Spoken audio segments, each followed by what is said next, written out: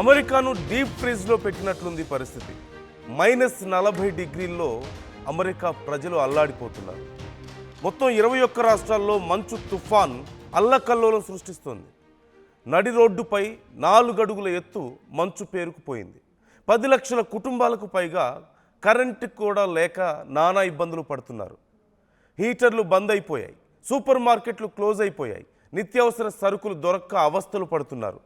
లక్షల మంది ప్రజలు ఇంటికే పరిమితమయ్యారు.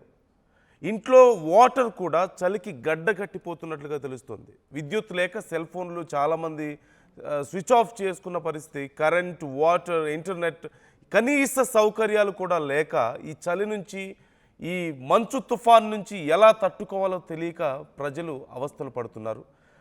ఇప్పుడు అమెరికాలో చాలా స్టేట్స్లో అంధకారం అలుముకుంది. 40 గంటలుగా అమెరికన్లు తీవ్రమైనటువంటి నరక యాతన చూస్తున్నారట. మరొక 48 గంటల పరిస్థితి ఇలాగే ఉండబోతోంది అంటున్నారు. ఇప్పటి వరకు 25 మంది ప్రాణాలు కోల్పోయినట్లుగా తెలుస్తోంది. అలాగే లక్షలాది ఇళ్లకు విద్యుత్ సరఫరా నిలిచిపోయింది. మేజర్గా మిసిసిపి, టెనెస్సీ రాష్ట్రాల్లో చెట్ల కొమ్మలు విరిగి విద్యుత్ తీగలపై పడడంతో పరిస్థితి ఇంకా దారుణంగా ఉంది అంటున్నారు. 1994 తర్వాత మిసిసిపిలో అత్యంత భయంకరమైనటువంటి ఐస్ తుఫాన్గా దీన్ని చెప్తున్నారు. సో అసలు ప్రజెంట్ యుఎస్ కండిషన్ ఏంటి, ఏ ప్రాంతాల్లో ఎక్కువగా ఇంపాక్ట్ ఉంది అండ్ ఎప్పటికి అసలు కోలుకునే అవకాశం కనిపిస్తోంది? డీటెయిల్స్ తెలుసుకుందాం. మా కరెస్పాండెంట్ మనోజ్ఞ జాయిన్ అవుతున్నారు యుఎస్ నుంచి. Manogna, I hope everything is all right there for you. మేమున్న ఏరియాలో అయితే పరిస్థితి బాగానే ఉంది. కానీ మేము ఇప్పుడు ఆర్కన్సాలో ఉన్నాము. ఆర్కన్సాలోని బెటర్ గా ఉన్నది. కానీ అమెరికాలోని సౌత్ ఈస్టర్న్ స్టేట్స్ ఏవైతే ఉన్నాయో అవి చాలా దారుణంగా ఉన్నాయి. Like Mississippi, Minnesota, Oklahoma, Maine, ఈ రాష్ట్రాలు అవన్నీ they are facing very difficult situations. Like అంటే వాళ్ళకి మంచు పడడమే కాదు, మంచుతో పాటు వర్షం కూడా పడింది. ఈ మంచుతో పాటు వర్షం పడినప్పుడు ఏమవుతుందంటే అన్ని చోట్ల స్లీట్ అనేది ఏర్పడుతుంది. స్లీట్ అంటే ఏమిటంటే లైక్ మనం ఫ్రిడ్జ్ లో ఐస్ ఎలా ఫామ్ అవుతుంది అలా మొత్తం అంతా ఫామ్ అయిపోతుంది అన్నమాట. స్నో పడడము అంటే అది డిఫరెంట్. అది తెల్లగా మీకు జారుతున్నట్టు అలా ఏముండదు, అది బానే ఉంటుంది స్నో. బట్ దిస్ స్లీట్ అనేది ఏంటంటే అవి జారుతున్నట్టు ఉంటుంది. అది లిటరల్లీ ఐస్ అన్నమాట. అది గడ్డ కట్టుకుపోయిన ఐస్ అది.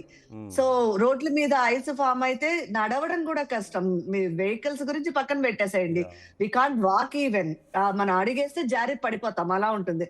అండ్ ఈ కరెంట్ తీగలు ఏవైతే ఉంటాయో అవన్నీ ఫ్రోజన్ అయిపోతాయి. ఆ ఫ్రోజన్ అయిపోవడం వలన అవి విరిగిపోతాయి అన్నమాట.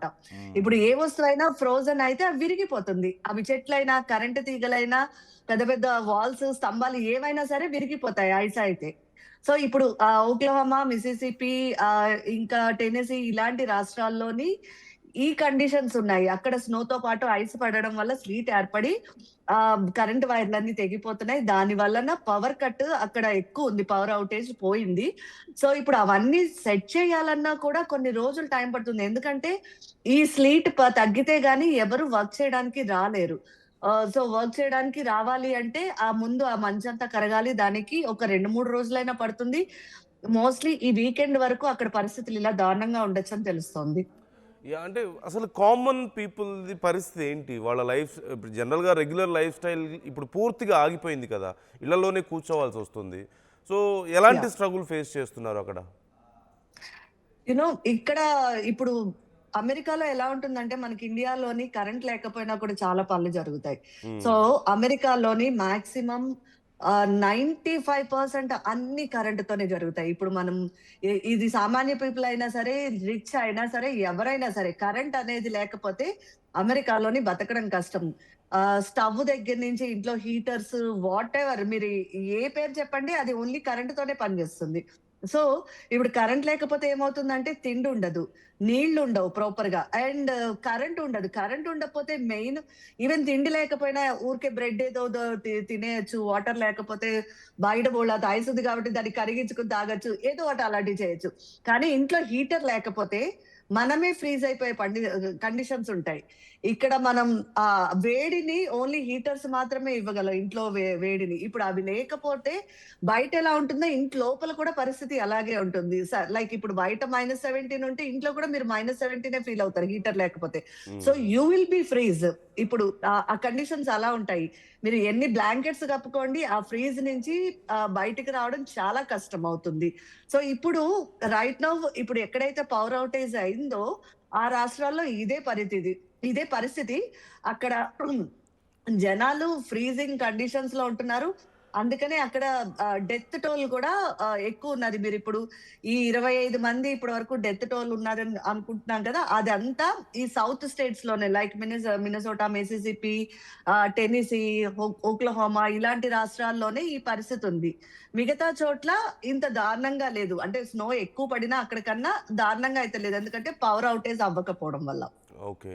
సో, జనరల్‌గా మన దేశంలో ఒకవేళ ఇలాంటి ఏదైనా కండిషన్ వస్తే, ఏదైనా విపత్తులొస్తే గవర్నమెంట్స్ హెల్ప్ చేస్తూ ఉంటాయి గదా! లైక్ ఫుడ్ సప్లై దగ్గర నుంచి, వాటర్ అయినా సరే, యాహ్! ఏదైనా సరే ఇంటి హ్మ్. వరకు సప్లై అయ్యే ఒక చైన్ సిస్టమ్ మన దగ్గర ఉంటుంది చాలా ప్రాంతాల్లో. Right. Right. Is there is there any possibility అక్కడ కూడా ఇలాంటిది ఏదైనా ఉందా? గవర్నమెంట్స్ ఏమైనా యెస్. యెస్. చూసుకుంటున్నాయా? డెఫినైట్‌లీ. ఇక్కడ గూడా అదే చేస్తున్నాయి. గవర్నమెంట్ చూసుకుంటోంది. ఆహ్, లైక్ చాలా చోట్ల గవర్నమెంట్ ఫుడ్ ఇస్తున్నది. అలాగే ఈ హోమ్‌లెస్ పీపుల్ ఉంటారు గదా! వాళ్ళందరినీ ఒక షెల్టర్‌లో పెట్టడము, మనుషులెవరు చనిపోకుండా ఉండేటట్టు గవర్నమెంట్ అయితే ప్రికాషన్స్ తీసుకుంటోంది. అలాగే as early as possible power వచ్చేలాగా ట్రై చేస్తున్నది. డెఫినిట్‌గా గవర్నమెంట్ అయితే చాలా చేస్తోంది. ఇప్పుడు మనం డైరెక్ట్‌గా ఎళ్లి వాల్‌మార్ట్‌లోని వాటిల్లోని దొరక్కపోవచ్చు. మనకేమైనా గ్రోసరీ కావాలి అంటే. బట్ గవర్నమెంట్ ఈ సిట్యుయేషన్‌కి తగ్గట్టు కొన్ని షెల్టర్ హోమ్స్ లాగా ఏర్పాటు చేసి అక్కడ ఫుడ్ సప్లై చేయడము, ఎవరికైతే ఫుడ్ లేదో వాళ్ళందరికీ ఇవ్వడము.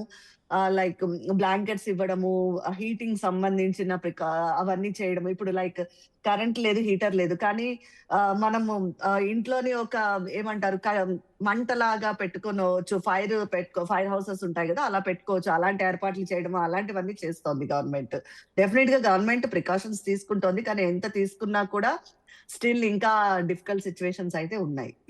యాహ్! అంటే ఇంత భయంకరమైనటువంటి మంచు, తుఫాను ఈ మధ్య కాలంలో చూడలేదు అంటున్నారు. అక్కడ అధికారులు ఏదైనా అంచనా వేస్తున్నారా? రీజన్ ఏమై ఉండొచ్చు అని గాని, లేదంటే ఇంకా ఎన్ని రోజుల పాటు ఇంపాక్ట్ ఇలాగే ఉండే అవకాశం ఉంది, ఇంత ఇంటెన్సిటీ అనేది గాని చెప్తున్నారా? యాహ్! ఇది రీజన్ ఒకటే. నేను ఇందాకల చెప్పాను గదా! మామూలు స్నో పడితే ఎప్పుడు ఇంత ప్రాబ్లమ్ ఉండదు. ఎందుకంటే స్నో కొంచెం ఎండొస్తే చాలు కరిగిపోతుంది. అండ్ అది వాళ్ళు ఎప్పటికప్పుడు క్లీన్ చేస్తుంటారు. It will be okay. కానీ ఈ వర్షంతో కూడిన మంచు పడడం వల్లనే ఇంత డిఫికల్టీ వచ్చింది. అదే ఈసారి పరిస్థితులు వరస్ట్ అవ్వడానికి కారణం. ఈవెన్ దో మీరు టెక్సాస్‌లోని డాలస్‌లో కూడా మంచు పడింది. అక్కడ కూడా ఇదే పరిస్థితి. అక్కడ మంచు పడింది. దాని తర్వాత వర్షం పడింది.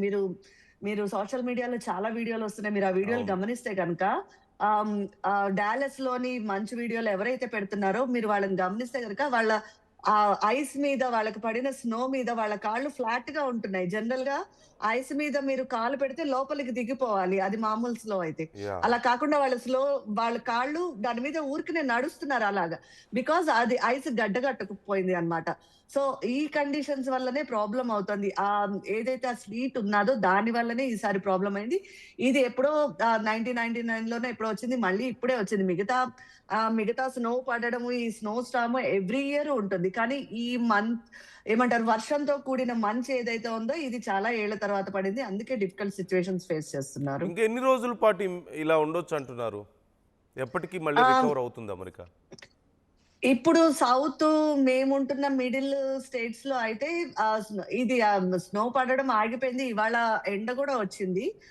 అంటే టెంపరేచర్స్ ఇంకా చాలా డౌన్ గానే ఉన్నాయి. మనకి ఎండ తెలియకపోవచ్చు. కానీ స్నో కరగడానికి ఆ ఎండ ఖచ్చితంగా పనిచేస్తుంది. And government also working.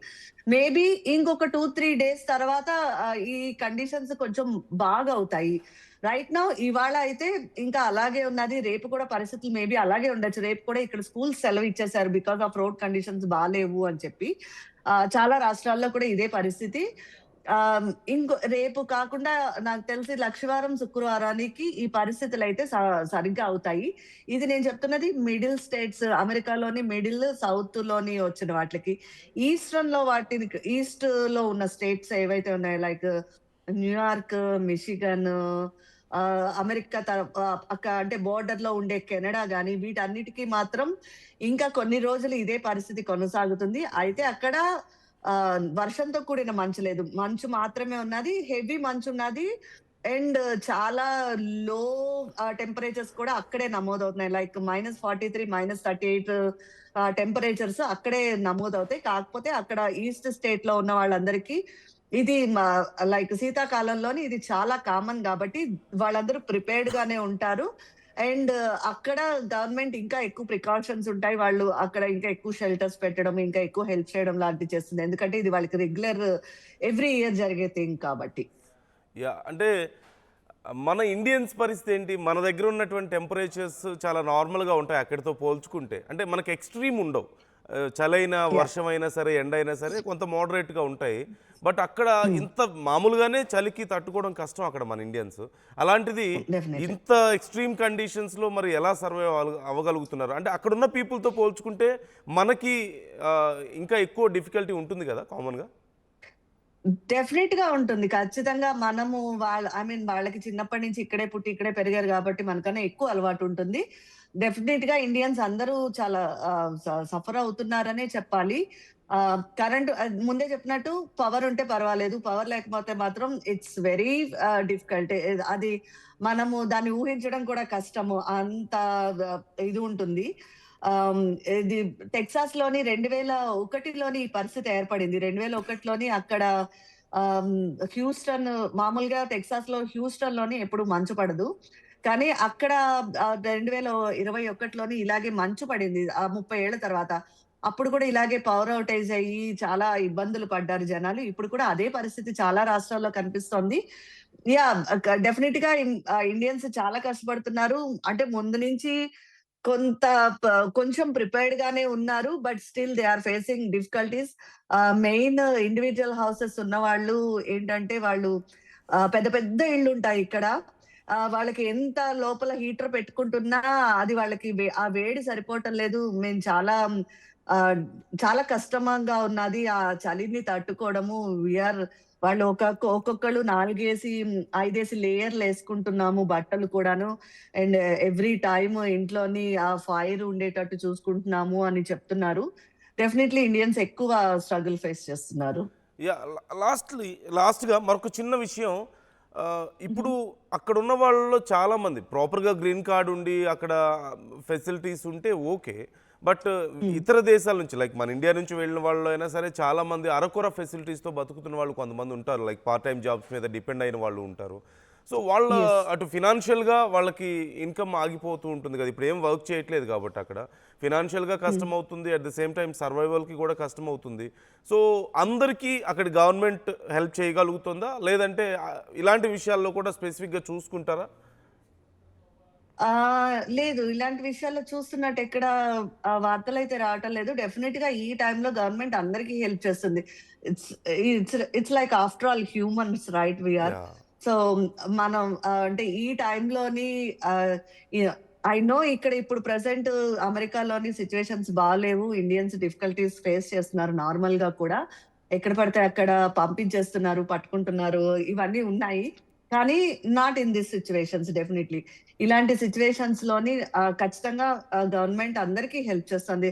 Weather they are Indians or Mexican, Chinese ఎవరైనా సరే ఆహ్, గవర్నమెంట్ డెఫినిట్‌గా హెల్ప్ చేస్తుంది.